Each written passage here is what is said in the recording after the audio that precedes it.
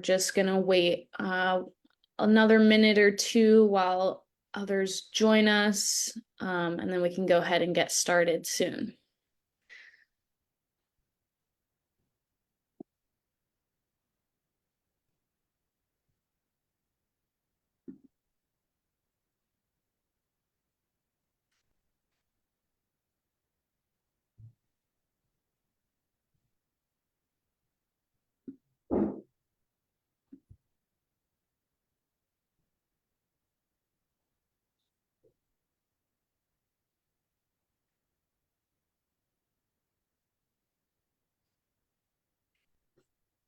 Right. So it is 11 now. So welcome to today's virtual tour of the Timken Museum. We're excited to have everyone here with us this morning. Just before we get started, if everyone could please keep themselves muted throughout the presentation. If you do have any questions, you can use the Zoom chat feature, or if you're on Facebook, you can go ahead and use the comment section, and then we'll get to all those questions at the end of the tour. So you can type them in, and then we can just save them, answer them all at the end. Lastly, this tour is recorded and being live streamed on Facebook, and all of our previous tours are also available on Facebook if you're interested in viewing anything that we've done in the past. And yeah, without further ado, I'll pass it over to our docent Eleanor, who is presenting on Manet challenging convention today. Thanks so much, Sarah. Greetings and welcome to today's tour with the Timken Museum. My name is Eleanor Merle, and I'm a docent with the museum and delighted to be with you for today's tour entitled Manet, Challenging Convention. Revered today as one of the great innovators in the history of art, Manet belongs to no one school, although he's been allied with the Realists and the Impressionists. His radical innovations, flattening of the picture space, daring luminous effects, and simplifications of painting technique, as well as his contemporary urban subject matter, have led him to be regarded as the father of modernism. But let's start at the beginning. Edouard Manet was born in Paris on January 23, 1832, to a wealthy and prestigious family. Though he developed a passion for art at a young age, Manet's father intended for him to join the Naval Academy, but after failing the entrance exam twice, his father reluctantly allowed Manet to pursue a career in art, and he joined the studio of Thomas Couture. Now, Thomas Couture was an academic painter. While the two didn't always get on, he respected Couture, and he spent 6 years in his studio developing his unique technique. During this time, he traveled to Germany, Holland, Czechoslovakia, Austria, and Italy, studying and copying old masters of art. After leaving Couture's in 1856 at 24, Manet opened his own studio. And in his early years, his style gravitated towards a somber realism, with loose brushstrokes adopting contemporary subjects, such as beggars, bullfights, and people in cafes. And this is evident in his first major work, The Absinthe Drinker, from 1859. So this was Manet's first submission to the Salons, which you probably know is the official art exhibition of the Académie des Beaux-Arts in Paris. The work, capturing the bohemian spirit of 19th century Paris, is a poignant portrayal of a man immersed in the ritualistic consumption of absinthe, a potent anise-flavored spirit, controversial at the time and earning the moniker the Green Fairy, among the Bohemian society. Manet's style diverges from the meticulous finish of classical painting, instead opting for a more direct and less polished approach. His technique is marked by bold, fluid brushstrokes that give a sense of immediacy to the portrait. His use of a constrained color palette dominated by browns, grays, and black tones serves to reinforce the somber and introspective atmosphere. Despite or because of the work's authenticity and raw depiction of contemporary life, it was rejected by the Paris Salon. Among the jurors, only Eugene Delacroix, himself a celebrated artist, showed support for the piece. And when Manet turned to his teacher, Couture, for comfort, he got none. Couture expressed disdain, and I quote, "An absinthe drinker, and they paint abominations like that. My poor friend, you are the absinthe drinker. It is you who have lost your moral sense. The only drunk around here is you," end of quote. Manet's daring subject matter and modern approach placed him outside the Salon's accepted standards, which favored traditional themes and techniques. Now, remember that Manet painted in an era in which the Academy still dictated what was acceptable and considered good art. In a time where there were few private exhibitions, the Salon was critical to the success or failure of an aspiring artist.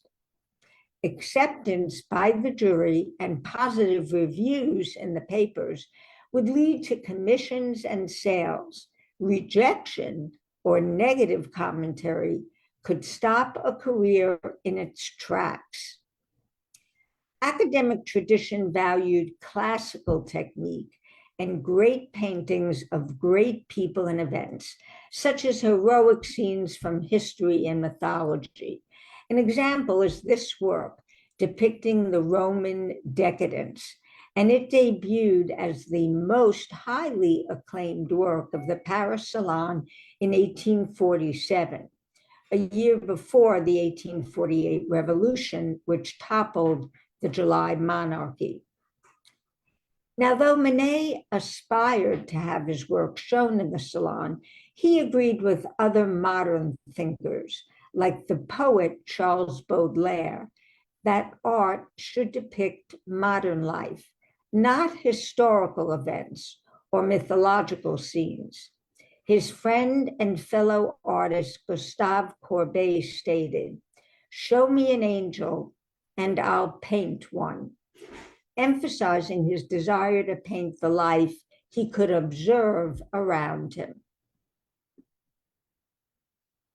Manet applied to the Salon again just 2 years later with his painting Le Chanteur Espagnol, and it was accepted. This painting won Manet his first popular and critical success. The format is taken directly, you might notice, from some of the most celebrated portraits by Velázquez. Both the Spanish painters Velázquez and Goya had been very much in vogue in France since at least the 1840s. As in Velázquez, the figure is silhouetted against a featureless brown background. It doesn't recede into depth, but forward into the picture frame. Manet also adopted the restrained color scheme and painterly bravura of the Spanish masters. The colors are largely confined to the somber range of blacks, whites, and earth tones. Manet's painterly ability is evident in his brilliant brushstroke that enlivens the sober palette. Notice the luscious fluidity of paint in the singer's gray trousers and the luminous white of his shirt and headscarf. His outfit was fashioned from costumes that Manet kept on hand, which we know because several of the accessories reappear in his other paintings. This work won an honorable mention at the Salon, and Manet was not to receive any further praise from the jury for another 2 decades. In 1862, at age 30, Manet had not yet established himself as a painter, and he was desperately trying to make his name, which he certainly did with Le Déjeuner sur l'herbe. This is the work that established Manet as the most controversial painter of his time. Needless to say, it was rejected by the conservative Salon. Instead, it was shown at the Salon des Refusés, an exhibition of the large number of works rejected by the Salon that year, which was about half of the 5,800 submissions. The painting stirred both laughter and harsh critique from the public, which was deeply alarmed by the mundane setting in which such a scene took place. One reviewer questioned whether Manet had painted the picture with a floor mop, and another likened the individual shown to marionettes. A third suggested that the painting might be Manet's idea of an elaborate practical joke. One critic write-up was similarly critical, and I quote, "Some seek ideal beauty. Monsieur Manet seeks and finds ideal ugliness. His 2 students chatting with the most vulgar of women provoke the astonishment of many people." End of quote. Cartoons also lampooned Manet's work. So at first glance, Déjeuner sur l'herbe is a clear example of realism, the movement that tried to produce realistic and not idealized depictions of scenes, and this was championed by Gustave Courbet. However, on closer inspection, the realism in the work melts away. Whoops, excuse me. The most striking thing about Manet's canvas is the naked woman in the foreground. She's painted completely at ease, staring unapologetically at the viewer. The eye is then drawn to the 2 clothed young men lounging with her. They're not from classical times, but dressed in the latest Parisian fashions. As one Parisian writer put it, the real scandal lies not in the naked woman, but in the fact that her 2 companions are fully dressed. Had they been naked too, they would barely raise an eyebrow. Also disturbing was the lack of interaction of the figures, in addition to the lack of engagement by the nude woman. And take a look at the woman in the midground. She's wearing some sort of dress, maybe a night dress, and appears to be bathing. But why, if this is really painting a picnic? And why is there a rowing boat next to her? The viewer then sees that either the clothed woman is a giant or that something has gone wrong with the perspective of the picture. And notice how flat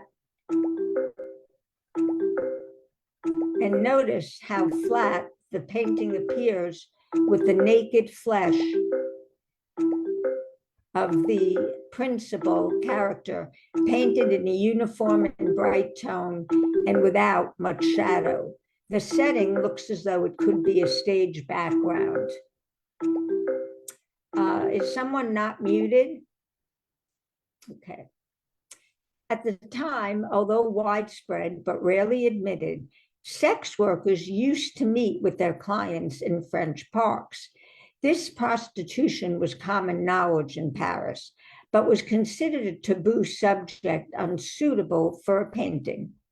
Regardless of her true profession, the bold, unapologetic display of female nudity created quite the scandal in the academic world of Paris. For the first time, a real woman was presented in the nude in lieu of an allegorical or mystical figure. a complete disregard of the previously accepted traditions at the Salon. And yet, Manet drew inspiration for his painting from the old masters, who he'd spent years studying in the Louvre.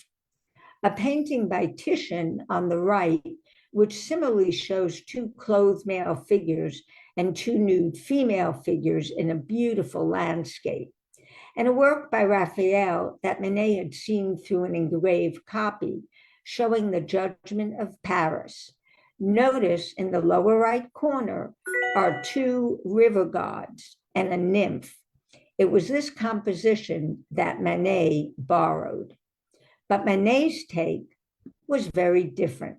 He painted a contemporary scene, and his nude wasn't looking coy or engrossed in activity. She was studying the viewer, studying her. Manet often used real models and people he knew as reference during his creation. The female nude is thought to be Victorine Morant, a painter herself and the woman who became his favorite and frequently portrayed model. The male figure next to her was based on a combination of his two brothers, Eugene and Gustave Manet.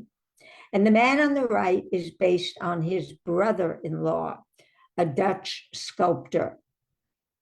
Nancy Locke, a critic, referred to this scene as Manet's family portrait, and Manet himself referred to it as the foursome. And then there was the size of the canvas. It measures almost 7 feet high and 9 feet wide. So anyone who has seen this in person at the Musée d'Orsay it's quite a compelling work. In other words, the characters are almost life-size, and this must have contributed to the impact the painting made on critics and the public. One critical byproduct of the harsh reviews is that Manet became infamous in Paris.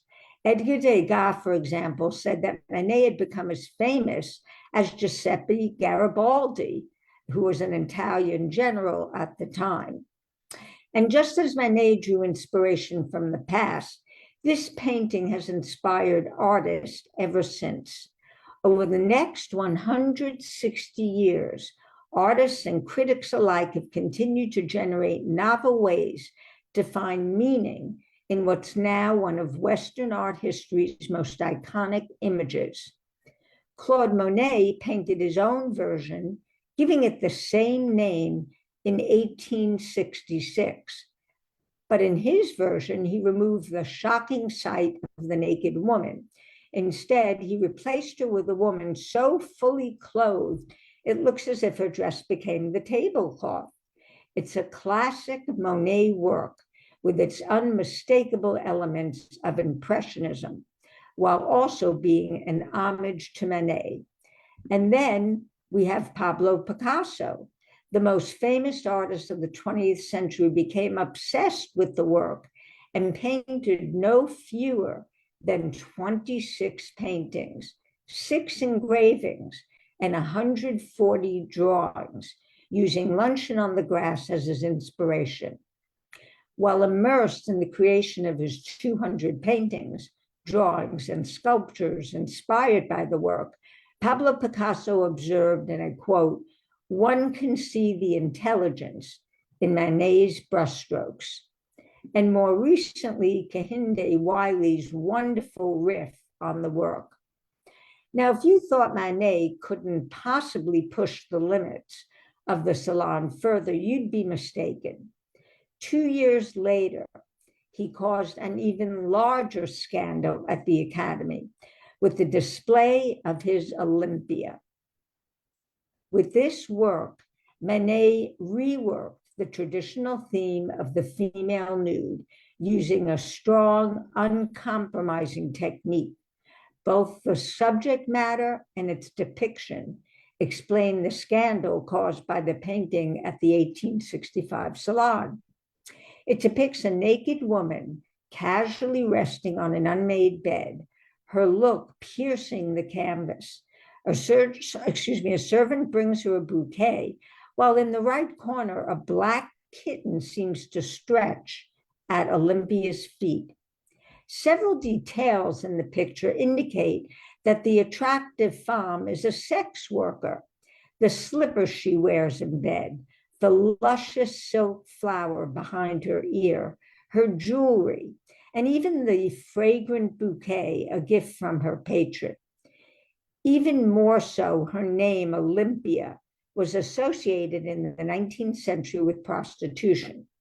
Again, though rejecting academic standards, Manet's influences remained traditional, taking reference from Titian's Venus of Urbino and Goya's Maya de Nuda.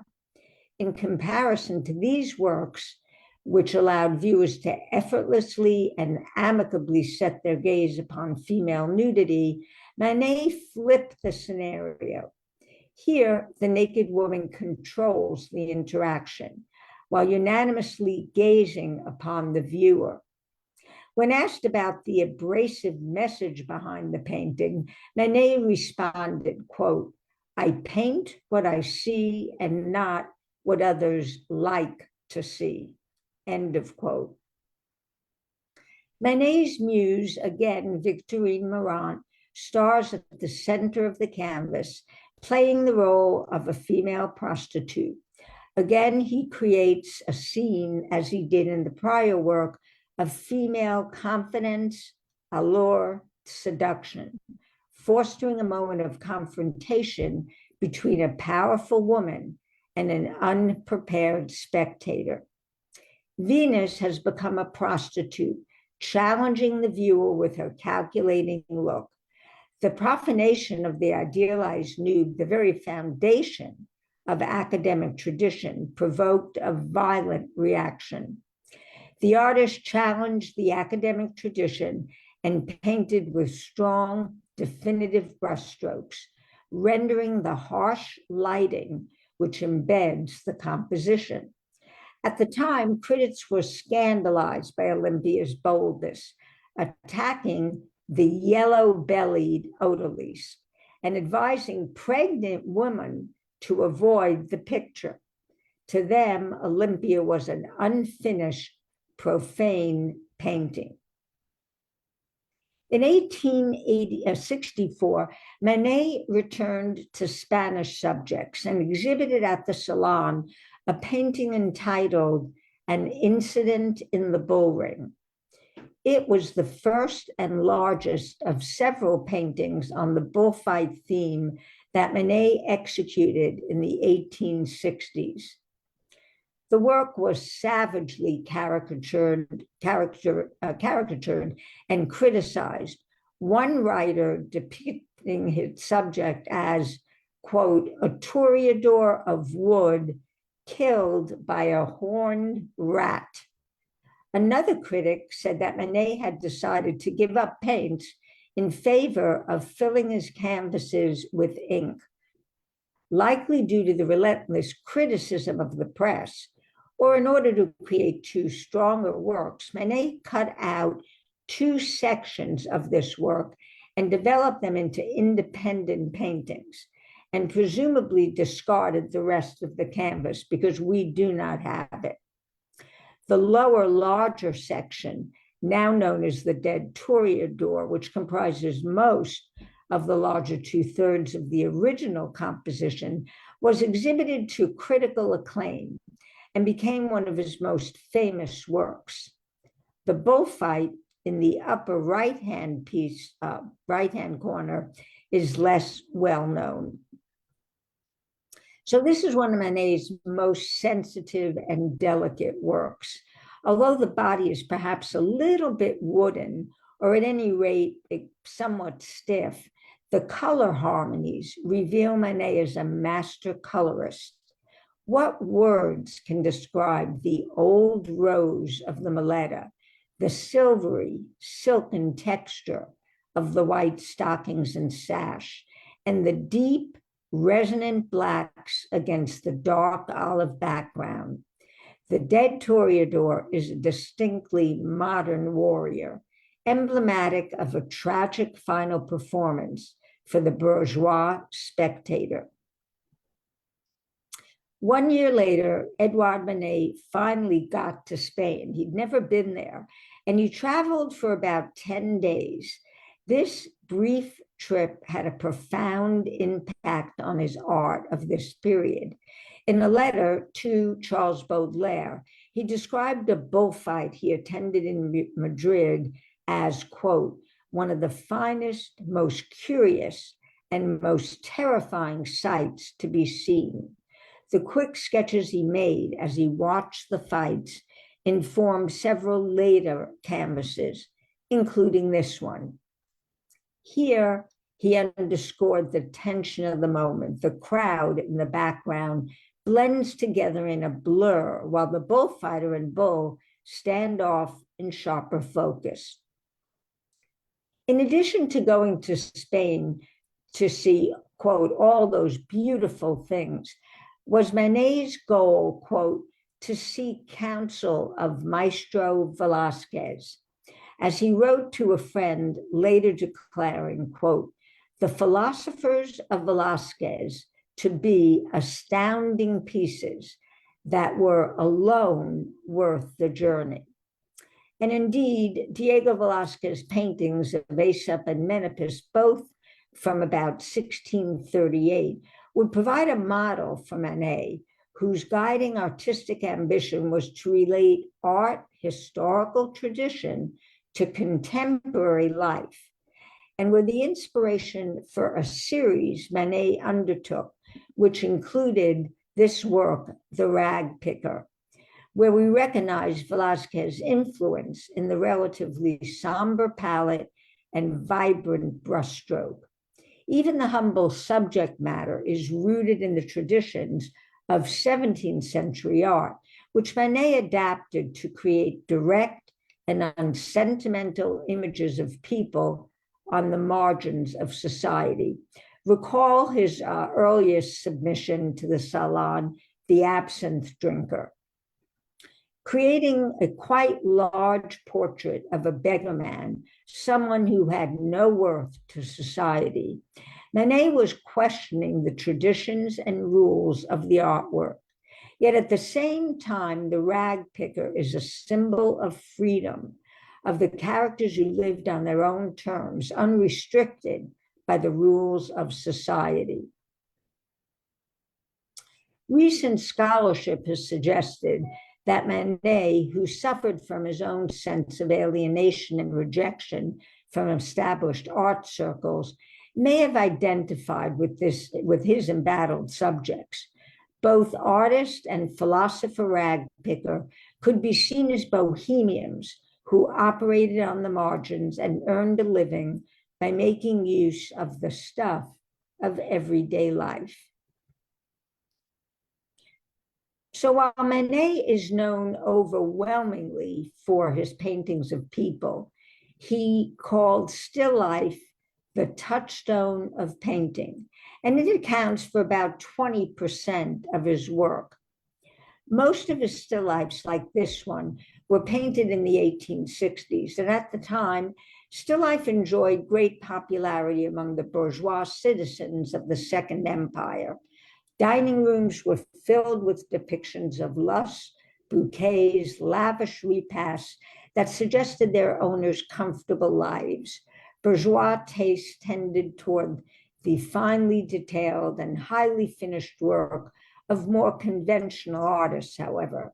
A satirist looked at Manet's painting when it was exhibited in 1868 and remarked, "I do not know much about melons, but this one seems past its prime." What contemporary viewers didn't like in Manet's painting is precisely what attracts us today. Its bold style, sudden transitions of color, not a gradual modulation of tone, give shape to the objects. Each brushstroke stands independently, riveting attention on the canvas surface, on the painting itself. The simple tabletop assemblage doesn't point either to any meaning outside itself. Manet's arrangement stands on its own terms. No allegorical allusions, which was common in earlier still lifes, allusions to the abundance or the transitory nature of life. Although his work harkens back to Dutch banquet pictures from the 17th century, it has a distinctly modern feel. In 1867, Manet turned his attention to a contemporary political event, the execution of Emperor Maximilian I and his two generals by a Mexican Republican firing squad. When news of this incident reached Paris, Manet, who was ideologically averse to Napoleon III's imperialist intervention in Mexico, broke with tradition by interpreting this contemporary event on a grand scale, which was usually reserved for scenes from ancient history or myth. He embarked on the study of the subject, which would last for almost 2 years, resulting in his most ambitious series, which included, among other works, 3 large paintings. The series was Manet's record of the news as he saw it breaking in the press.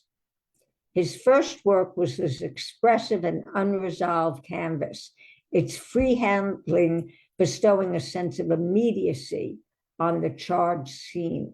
For its composition, Manet selected evidence from documentary materials while engaging with art historical precedents, notably including Francisco Goya's 1814 painting, 3rd of May, 1808, which Manet likely saw at the Museo del Prado in Madrid.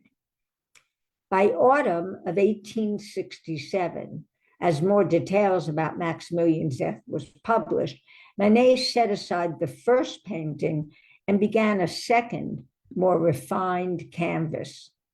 He reworked the background, he altered the distance between the victims and the firing squad, and he made his Republican sympathies perfectly clear, putting the executioners in French militia costume, though by that time it was well established that Maximilian had actually been shot by Mexicans. Sadly, this work had been damaged. The pieces were reassembled by Edgar Degas in the 1890s, and then the National Gallery in London acquired it and put it together in its current form. The final version of the work is a powerful image of protest, not only against Napoleonic imperialism, but against the very rule of force in human affairs.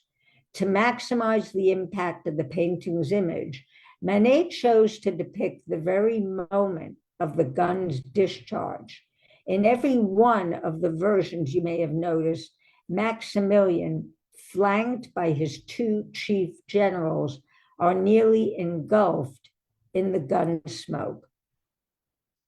Eyewitnesses reported that the firing squad stood only 3 paces from its victims, and Manet renders faithfully their testimony. To contemporary viewers who'd read about the exhibition, this accuracy would have been a reminder of the gruesome irony that even at such close range, Maximilian failed to succumb to the firing squad's first volley. Each rendition of the execution includes a foreground figure preparing to deliver a final bullet to any survivor. In 1873, Manet did the last painting of his favorite model in the 1880s. As we mentioned, the fellow painter Victorine Morin, who was also the model for the first 2 works we looked at. The Gare Saint-Lazare in 1873, the largest and busiest train station in Paris, is unseen in this painting. Advances in industrial technology and train travel, intrinsic to most contemporary depictions of the site, remain in Manet's painting the almost invisible background for a genre depiction of a woman and her child, confined to a narrow space, backed by the black bars of an iron fence, and isolated by clouds of steam sent up by a passing train. Manet's two models are enigmatic presences. The woman, as we noted, is Victorine Morant, and the child was the daughter of a fellow painter. The composition is a complex contrapuntal opposition of the two figures, one clad in a white dress trimmed with a blue bow, and the other dressed in a dark blue trimmed with white. One with her hair bound by a narrow black ribbon, and the other with flowing tresses under a black hat, and one a child standing and looking at anonymous trains and buildings in the background, and the other a seated adult staring forward to confront viewers directly. Reviewers were critical of the unfinished appearance of this work. And although Manet never chose to associate himself officially with the Impressionist group, he never showed in any of their exhibitions. This painting's scene of modern life, as well as its loose, abstract effects, show the influence of the younger artist on his work. A theme Edouard Manet returned to often was masked balls.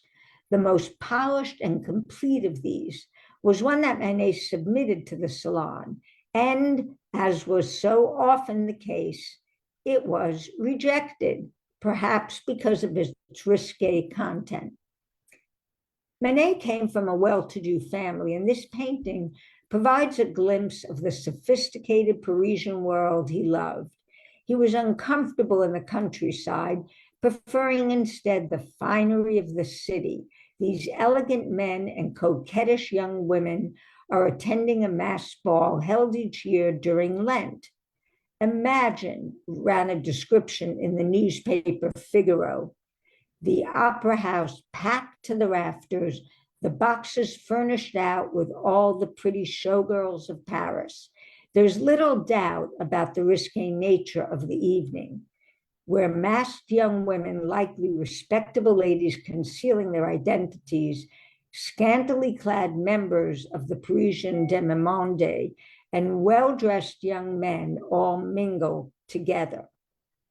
In contrast to the self-contained compositions of academic art, we're instantly aware that we see only a part of the scene and that it extends beyond the picture frame. At the left, we see only half the clown's body, and at top, legs dangle over a railing. The pair of feet adds a hint of humor to an otherwise formal scenario. Manet sketched the scene on site, but he painted it over a period of months in the studio. He posed several of his friends, noted writers and artists, and even included himself in the crowded scene. He's probably the bearded blonde man at right who looks out toward the viewer.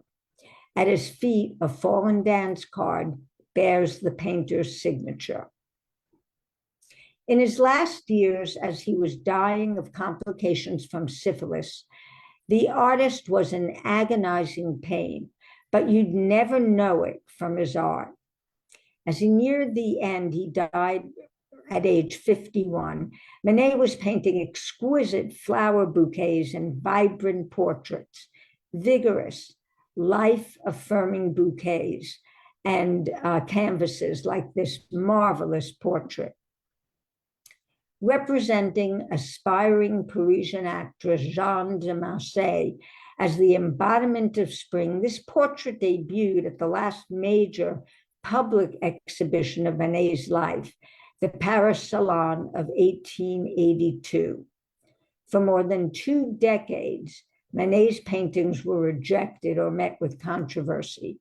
Spring was the most unalloyed success of the artist's salon career, a career that ended tragically a year later when he died of causes related to syphilis. Appealing to critics primarily on account of Jean's charm, Spring also showcased Manet's mastery of his medium. The painting exhibits a marvelous range of brushstroke, from thin, delicate floral touches on the dress to the smooth handling of her face and the broad, sketch-like strokes of the backdrop. The painting's sensual handling and bright, vibrant palette evoke the pleasures of the season it celebrates. And Manet had in view both, when he did this, the latest fashion trends and old artistic traditions. He was a connoisseur of feminine couture, and he pieced together Jean's ensemble himself by scouring dressmakers and milliner shops. Posing as model in the studio, however, he referred to portrait conventions of the early Italian Renaissance, presenting her half-length, in profile, and against a mass of greenery. More than just an ephemeral fashion plate, Manet's archetypal Spring was conceived as a picture for the ages, summarizing his modern epic through the figure of a beautiful Parisienne.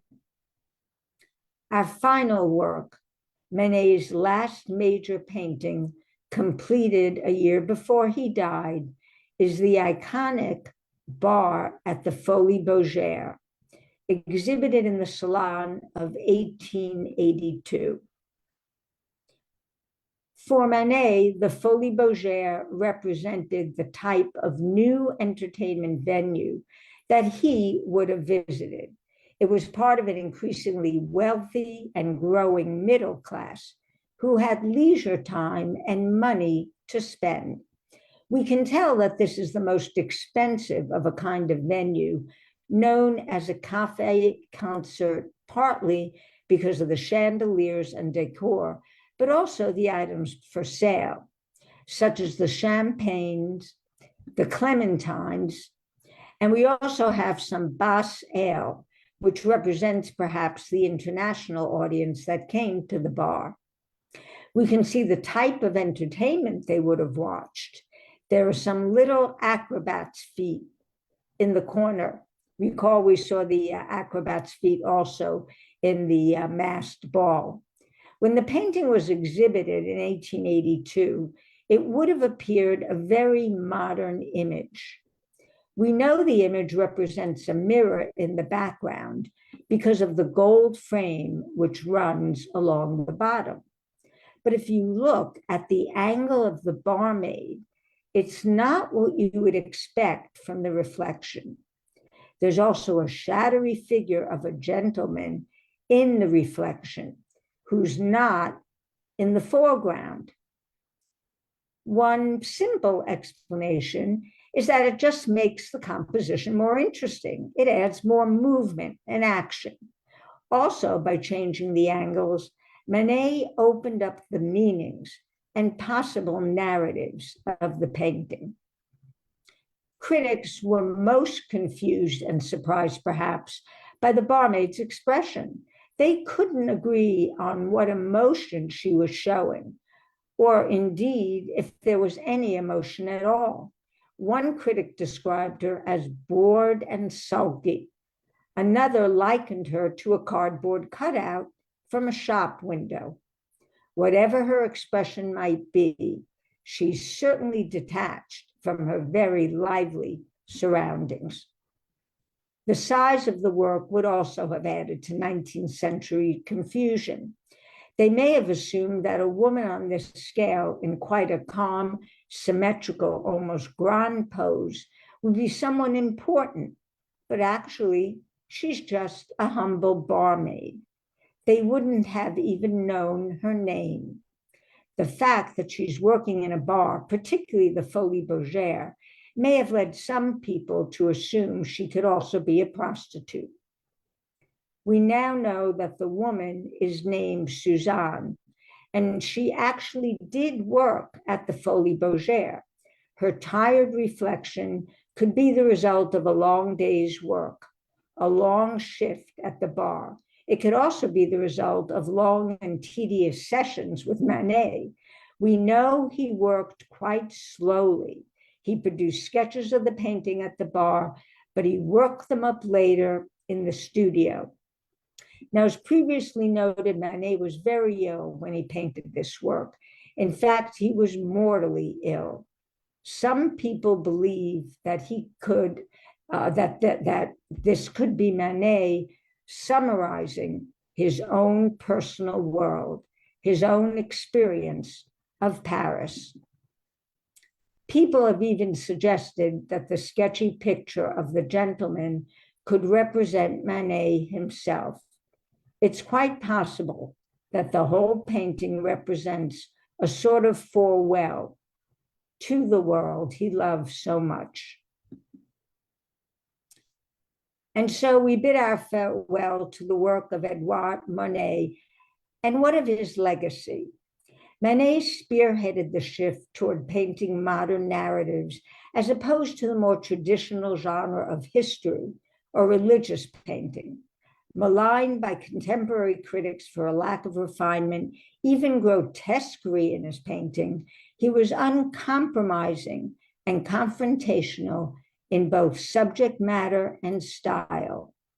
Today, his gestural, confident brushstrokes, his exaggerated chiaroscuro, and his flat, shallow figures are considered foundational to abstract art. I hope you enjoyed our journey through Manet's life and can now better appreciate why he's known as the father of modern art. The ways in which he challenged existing artistic conventions opened the way to experimentation for all who followed. I welcome any questions or comments. Thank you.